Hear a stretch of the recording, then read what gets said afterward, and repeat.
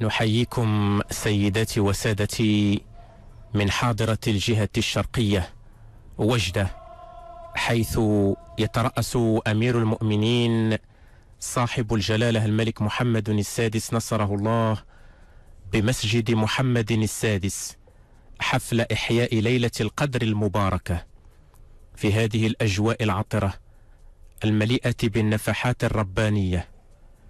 ليلة مباركة عظيمة الشأن، ليلة هي خير من 1000 شهر أنزل فيها القرآن الكريم هدى ورحمة للعالمين.